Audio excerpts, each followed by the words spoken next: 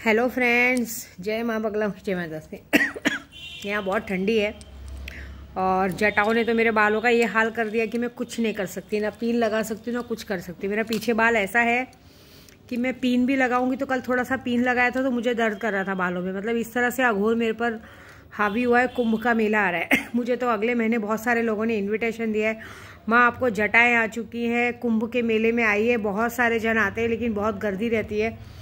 अब मैं कोशिश करूंगी। ऐसे तो उज्जैन जा ही रही, उज्जैन में कुंभ का लगा ही हुआ है, बहुत सारे लोग पहुंचे हैं, बहुत बड़ी बात है। लेकिन एक गाना याद आ रहा है, गाना है ना, काली राम का फट गया ढोल, बीच बजरिया खुल गया पोल, हो गया उसका पत्ता गुल, बोल हरी बोल हरी बोल हरी बोल। मतलब ये क्या है मालूम है?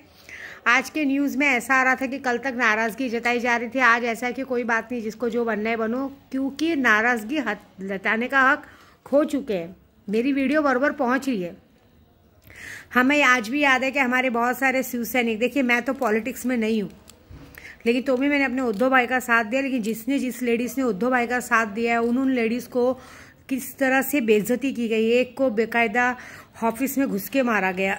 एक लेडीज़ को बाकायदा किसी प्रोग्राम में बुला के भगवान पे हार मतलब कुछ प्रोग्राम में बुला के उस पर स्याही फेंका गया, उसको मारा गया। कितनी औरतों को मारा गया है ना, क्या क्या नहीं हुआ। लेकिन आखिरकार क्या हुआ? आखिरकार वो हुआ जो नहीं होना चाहिए था। देखो, आपने जो गद्दारी की है उससे कोई मतलब नहीं। कहाँ भागे तो गुवाहाटी का आज भी वो पिक्चर याद है, काय डोंगर काय झाड़ी, है ना, ऐसा। तो जाने दो, उस बात को कोई बोल के मतलब नहीं है। लेकिन एक बात है, इस बात का बहुत दुख है कि ये चीज़ें नहीं होनी चाहिए थी। देखिए मेरी बात को बुरा मत मानिए, लेकिन जो लोगों ने ये गलती की उन्होंने अपने साथ कम से कम कई शिव सैनिक का फ्यूचर खराब कर दिया। कई शिव सैनिक ने हमारे उद्धव बाला साहब ठाकरे जी को छोड़ के कहीं और चले गए। अब उनके लिए आगे पीछे रास्ता नहीं है। देखिए, जिनको तोड़ना था उन्होंने तोड़ दिया। वो लोगों ने अपने बीच में, कहते ना, अपने बीच में दरार नहीं आने दी। उनकी नींव मजबूत है, आज भी है, अभी भी है और हमेशा रहेगी नींव मजबूत। ऐसी बात है, समझ रहे हो? उनकी नींव कभी ना खराब हुई थी ना होगी, लेकिन आप लोगों ने अपनी नींव खराब कर ली। अभी ये बताया जा रहा है कि नाराज़गी हट गई है, जिसको जैसे रहना है रहो। सही बात है, अब तो नाराज़गी हटानी ही पड़ेगी। क्या करेंगे? नाराज़गी नहीं हटाएंगे तो पूरा का पूरा फ्यूचर ख़त्म हो जाएगा। और दूसरी बात ऐसी है कि कुछ लोग मुझे इरिटेट करना चाहते हैं। मैं तो 2 तारीख को मुंबई आ रही हूँ, ठीक है? मुझे इरिटेट करके कोई मतलब नहीं है। आप लोगों को जो करना है करो। तुम लोगों का जो कार्यक्रम मैंने यहाँ सेट किया है, वो कार्यक्रम तुम्हारे साथ जो होगा बहुत बड़ा और बहुत बड़ा गेम होगा। इसलिए अब कुछ बोलूँगी नहीं, वेट एंड वॉच। मैं अपने व्हाट्सअप ग्रुप में भी कितने लोगों को कुछ मैसेज किया, लेकिन उन लोगों ने उस बातों का मेरे को ऐसा जवाब दिया जैसे कि मैं उनके नीचे दबी हुई हूँ। कोई बात नहीं।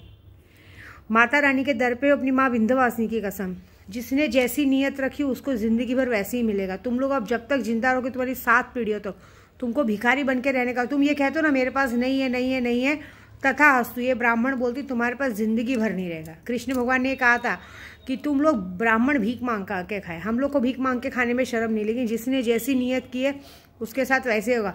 तुम्हारे पास करोड़ों अरबों रुपए आके भी ऐसे मट्टी हो जाएंगे, कोई काम के नहीं रहेंगे। जाने दो, ठीक है? बाकी मैं जो मारण क्रिया का काम चालू की हूँ, आज उसका पहला स्टेप तो डेमो अभी आप थोड़ी देर में वीडियो में देखेंगे। वो डेमो बहुत बेकार और बहुत बड़ा किया है मैंने।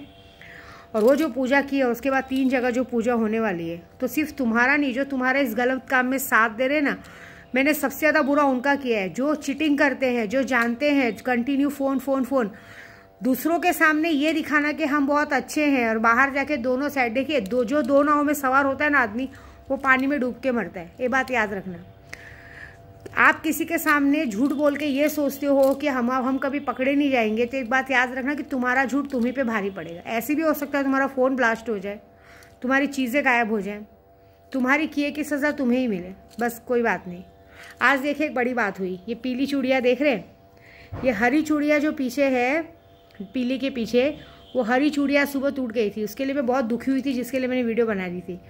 लेकिन मेरे पति ने देखा कि चूड़ियाँ टूट गई है, मैं उदास हो गई थी, तो मैंने कहा प्रभु आपने इतने प्यार से मेरे लिए चूड़ियाँ ली थी। उन्होंने अजमेर से मेरे लिए ये ग्रीन वाली चूड़ियाँ ली थी कि मैं तेरे लिए उनको मेरे लिए चूड़ियाँ खरीदना बहुत पसंद है, क्योंकि मेरे हाथ हमेशा भरे रहते तो उन्हें बहुत अच्छा लगता है। तो उन्होंने मेरे लिए, जब एक चूड़ी टूट गई तो मैं सुबह बहुत उदास थी कि प्रदू आज एक चूड़ी सुबह सुबह टूट गई। तो बोलते अरे कुछ नहीं ना, सोने में बॉडी का वजन पड़ा होगा, दब गया होगा, टूट गया होगा। मिली नहीं, लेकिन आपने इतने प्यार से लाई थी, मुझे अपशगुन जैसा लगा। तो उन्होंने पता नहीं कब इस बात को दिमाग में रखा था। दोपहर को जब मैं बैठी थी तो उन्होंने ये पीली वाली चूड़ियाँ मेरे लिए लेके आई, ये कड़ा पीला वाला लेके आए। देखिए, पति का लाया हुआ छोटा सा भी सामान पत्नी के लिए बहुत मायने रखता है, मेरे लिए तो बहुत मायने रखता है। मेरे लिए छोटी छोटी खुशियाँ इतनी बड़ी है कि मुझे सोना चांदी गहना ना मिले चलेगा, लेकिन पति का यह प्यार कि पति को ये दिमाग में था कि उसकी चूड़ी टूट गई है, और वो चूड़ी मैंने हनुमान जी के पास रखी थी, जिसकी वजह से भी मेरी चूड़ी टूटी। क्योंकि आज किसी ने मेरे पति पे वार किया था, मारण क्रिया का वार किया था। उस वार की वजह से पहले कल मेरी माला टूटी थी, आज मेरी चूड़ी टूटी, तो मैं बहुत उदास थी। तो उस उदासी को दूर करने के लिए मेरे पति ने मेरे लिए चूड़ियाँ लेके आई। इसे कहते हैं प्यार।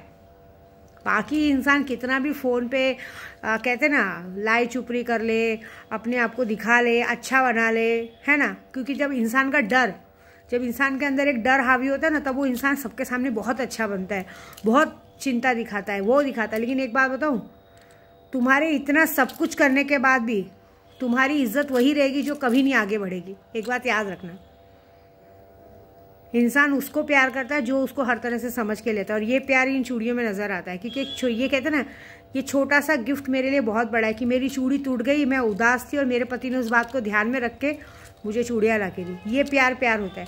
बाकी ज़बरदस्ती का फ़ोन पे बातें करना, ज़बरदस्ती का वो करना, ज़बरदस्ती की अपनी ज़रूरतों का एहसास दिलाना, वो प्यार नहीं होता। वो सामने वाला समझ जाता है कि ये मुझे यूज़ कर रहा है, उसे भी यूज़ करना है, तो वो तुमको तुम्हारी जगह दिखाने के लिए भगवान बैठे हैं, ठीक है।